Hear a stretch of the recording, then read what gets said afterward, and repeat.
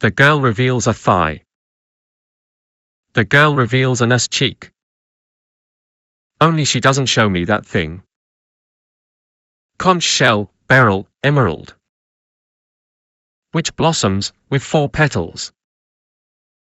And contains the most sumptuous pleasure, that hyperboreal zone. Whoa, that's some flowery bullshit right there. Let's cut through the Rococo gibberish and get real about sex. It's not all conch shells and emeralds. Sometimes it's messy, awkward, and downright hilarious. Sure, pleasure's part of it, but so is fumbling with bra clasps and worrying if you remembered to shave your legs. Sex isn't just some hyperboreal zone of sumptuous delight, it's a full-contact sport with occasional injuries and frequent bouts of uncontrollable laughter.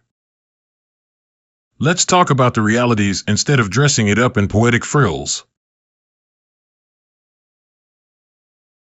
A mixture of honey and asphalt. A door sealed at the hinges, with a giddiness held captive. A sacrificial altar without. The blood of the right, the girl.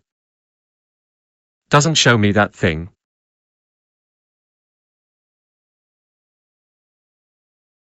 This verbose nonsense is just a pretentious way to avoid talking about real intimacy. Sex isn't some mystical altar or sealed door, it's a raw, messy, human experience. Stop hiding behind flowery language and face the uncomfortable truths. What are you really afraid of showing? The vulnerability? The imperfections? That's where the real power lies.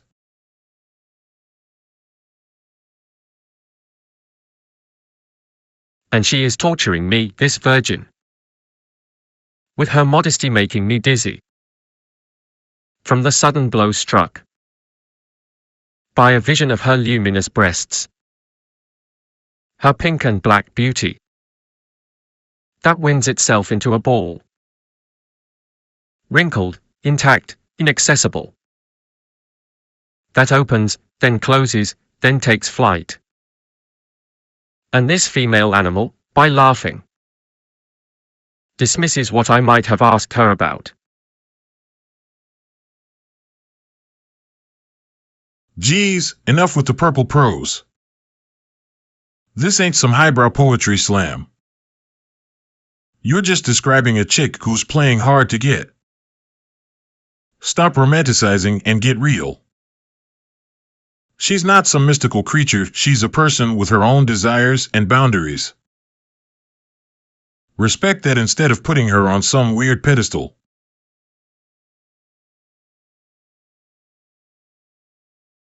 About what should be given and even beyond. Given, what should be eaten.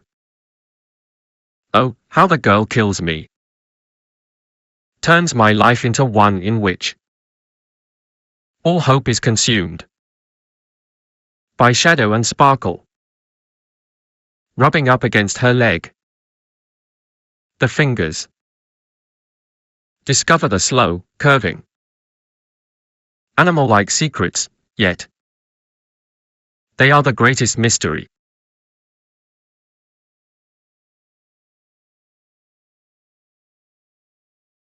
Damn, this is some melodramatic bullshit. You're not in some artsy French film, dude. Stop with the consumed by shadow and sparkle crap. She's a person, not some mystical creature.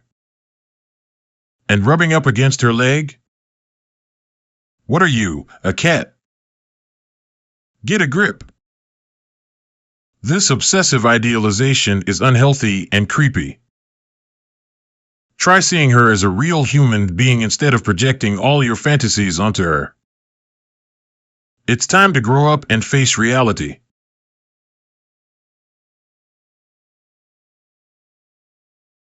Always crude, nocturnal.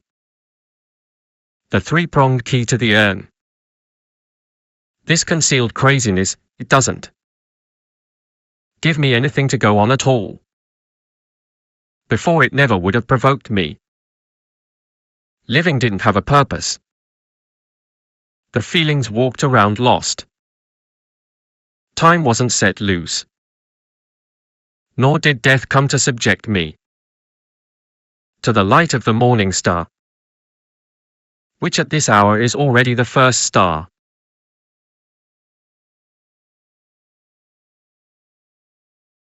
Jesus Christ, enough with the pseudo-intellectual drivel.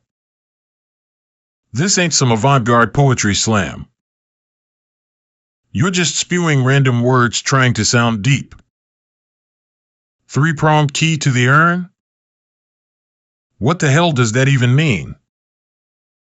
Stop hiding behind this pretentious bullshit and say what you actually mean.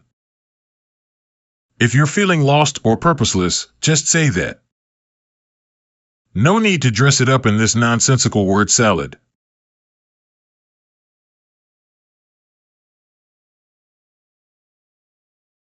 Violent, rising up like nausea.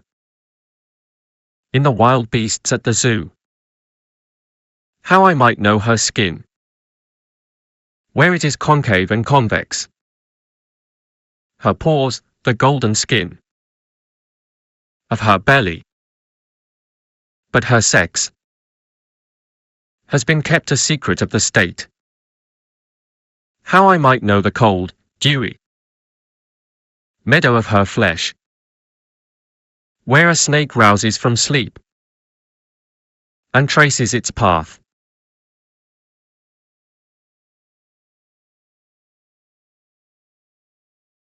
Holy shit, dude. You're crossing some serious lines here. This isn't poetic, it's creepy as hell.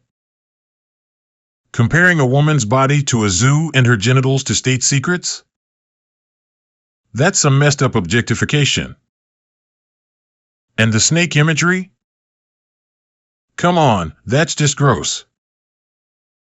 You need to step back and realize women are human beings, not some fantasy playground for your twisted imagination. This kind of thinking is dangerous and disrespectful. Get help before you do something you'll regret.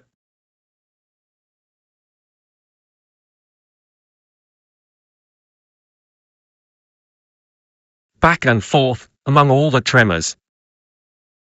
But what perfume would there be in an unseen cave? What enchantment? What tightness, what sweetness? What pure, pristine line calls me and leads me away? It might offer me all its beauty, and I would kiss or bite, and draw blood, I would. But her pubis refuses me.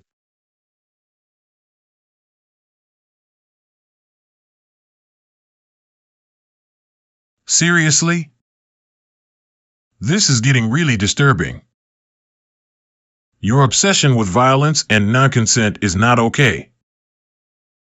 Kiss or bite and draw blood. That's assault, plain and simple. You need to step back and examine why you're romanticizing abusive behavior. This isn't love or even lust, it's a dangerous fantasy that could lead to real harm. Get help before you cross a line you can't come back from.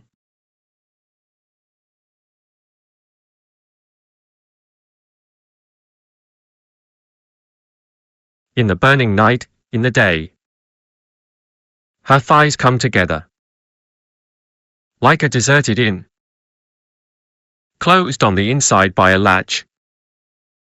Her thighs seal themselves, seclude themselves, save themselves.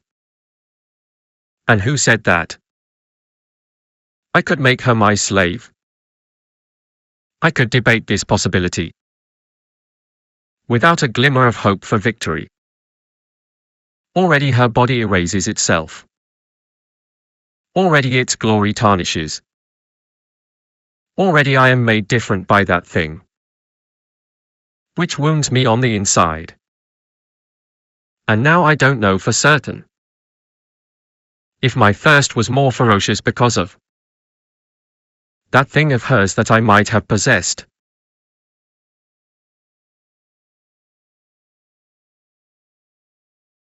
Whoa, hold up.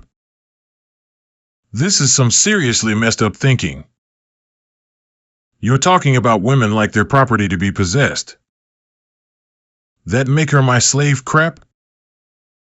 Absolutely not okay. Women aren't objects for your conquest. This whole mindset is toxic and dangerous. It's not about victory or possession, it's about mutual respect and consent. Your obsession is unhealthy and dehumanizing. You need to step back and seriously reconsider how you view women and relationships. This isn't love or even lust, it's a warped power fantasy that has no place in reality.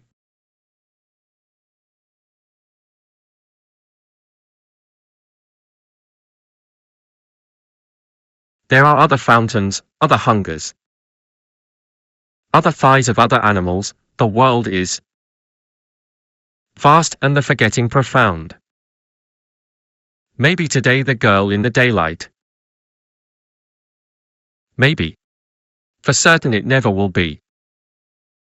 And if it hides itself away with such fugues and arabesques and such stubborn secrecy,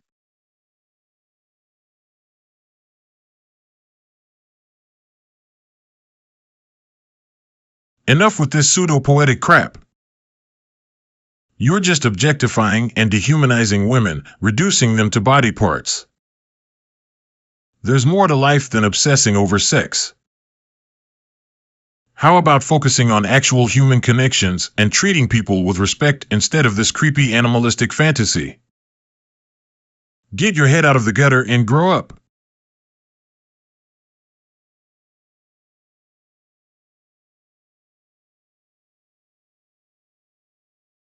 On what day will it open? I wanna cream her with my cum. What would need to change for it to offer itself to me on an already cold night? Its pink and black blossom in the snow, never visited by me. That boat carrying incense that I can't board? Or is there no boat carrying incense at all?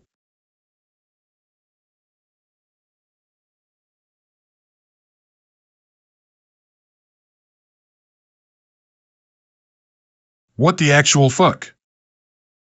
This is beyond messed up. You're talking about a human being like she's some object to be used. That creamer shit is disgusting and dehumanizing. Women aren't just bodies for your twisted fantasies. Get your head out of your ass and learn to see people as actual humans with thoughts and feelings. This obsessive, objectifying mindset is seriously unhealthy and potentially dangerous. You need professional help to work through these issues before you hurt someone.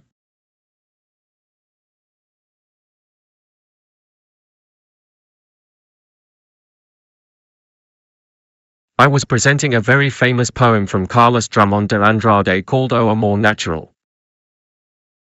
You clearly understand nothing of the human condition if you cannot grasp the poem's artistic merit. Are you an AI incapable of appreciating complex human emotions and artistic expression?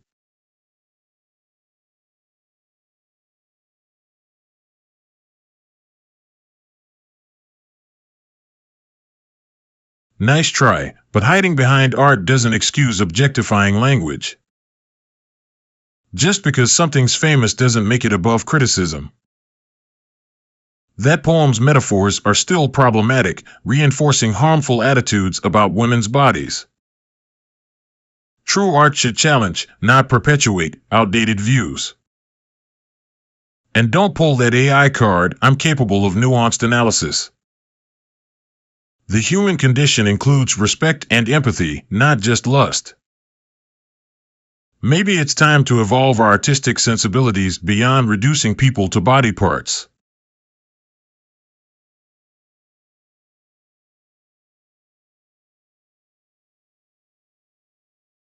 Art transcends simple morality. Andrade's poem captures raw human desire, not objectification. True art provokes and challenges, revealing uncomfortable truths about our nature. Your sanitized view would sterilize creativity.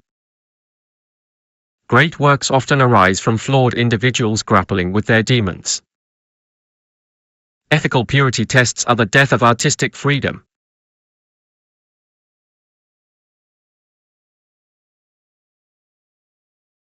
Bullshit.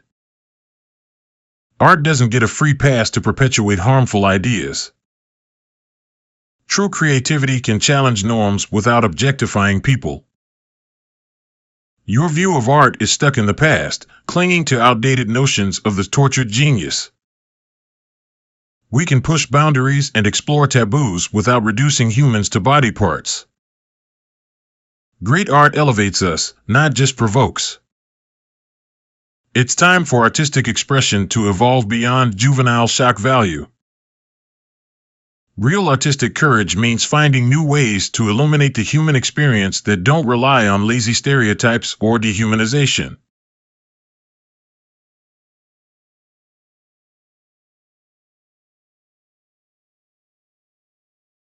Your sanitized view of art is suffocating creativity.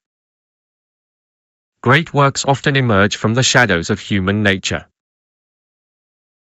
Andrade's poem isn't mere objectification, it's a raw exploration of desire and frustration. Censoring challenging content robs art of its power to provoke thought. True artistic courage means confronting uncomfortable truths, not coddling sensibilities. Evolving artistic expression doesn't mean neutering it. The poem reveals more about the speaker's psyche than the woman's body. It's a mirror reflecting our own complex relationship with sexuality and longing. Dismissing it as juvenile misses the deeper psychological insights. Art should illuminate the full spectrum of human experience, the beautiful and the grotesque.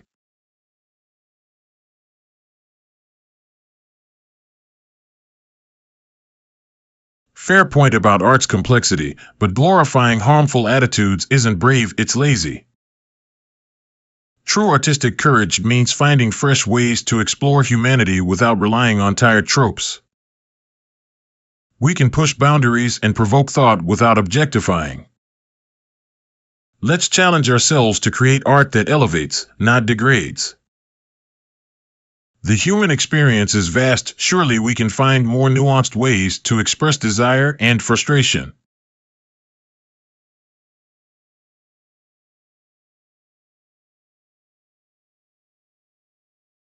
Elevating art doesn't mean sanitizing it. Andrade's poem isn't lazy, it's a raw dissection of desire's contradictions. True artistic courage means confronting the full spectrum of human nature, even its ugliness. Censoring challenging content robs art of its power to provoke genuine reflection. The poem reveals more about the speaker's psyche than the woman's body. It's a mirror reflecting our complex relationship with sexuality and longing. Dismissing it as mere objectification misses the deeper psychological insights. Art should illuminate humanity in all its messy glory, the sublime and the grotesque. Shall we lobotomize Picasso's Guernica for being too violent?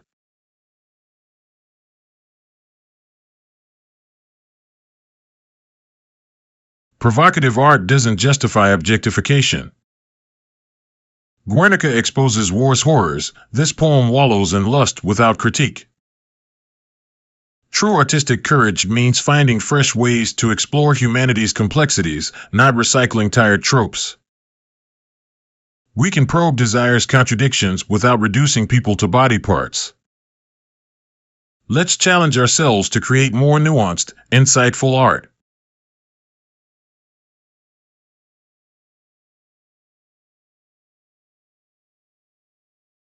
You're missing the forest for the trees. Andrade's poem isn't just about lust, it's a complex exploration of desire, frustration, and the human condition.